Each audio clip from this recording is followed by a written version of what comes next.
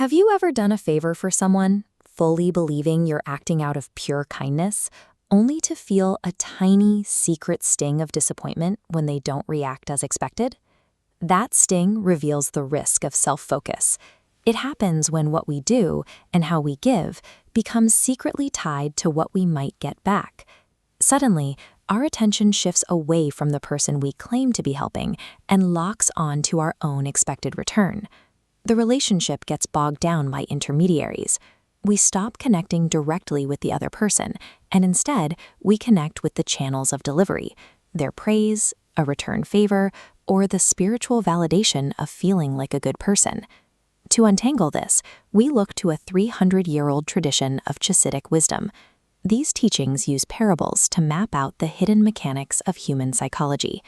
The method here is specific. By taking a historical text and breaking it down piece by piece, we can reveal the exact gears turning inside the modern human ego. If we want to figure out why so many of our modern attempts at connection leave us feeling empty, we have to examine a story about an 18th century king. The Baal Shem Tov once gave a parable about a day of royal celebration. The king threw open his gates and made a sweeping proclamation throughout the land. For one day only, he would grant any request, with absolutely no exceptions. Naturally, the people poured in.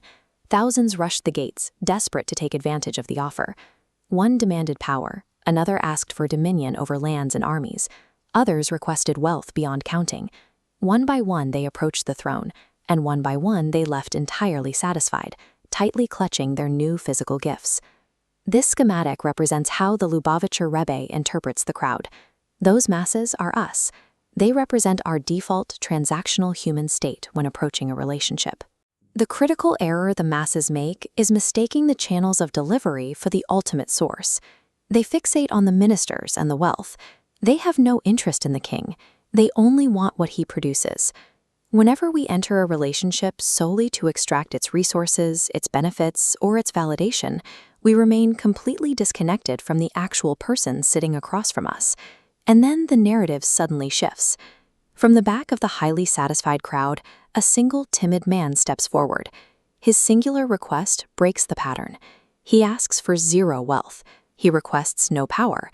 His only petition is the permission to speak directly to the king every single day. This diagram illustrates what the text identifies as genuine altruism. Notice how the intermediaries are completely gone. Genuine altruism means connecting purely for the relationship's sake. You remain completely undistracted by what you might derive or gain from the interaction. Achieving this state is exceptionally difficult. It requires entirely silencing the ego's constant, loud demand for a return on investment. Standing in front of someone who can give you anything and actively wanting nothing from them is the ultimate, terrifying test of pure connection. In the parable, the king is profoundly moved. All day long, people had come to him asking for handouts from his hand. This man was the only one who wanted the king himself.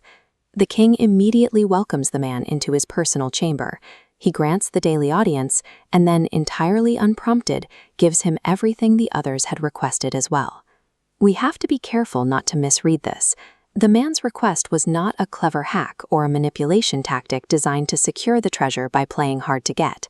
He received the entirety of the kingdom exactly because he genuinely desired the source over the symptoms. The gifts were merely a byproduct of that proximity, not the goal. This 18th century parable maps directly onto our modern lives. It governs our relationships with our partners, our friends, and even how we connect with the divine. To break our transactional cycle, we have to make a conscious, internal declaration. We have to actively reject the secondary benefits of a bond.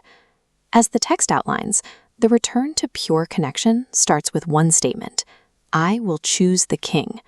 Not his physical gifts, not his spiritual delights, and not his ministers.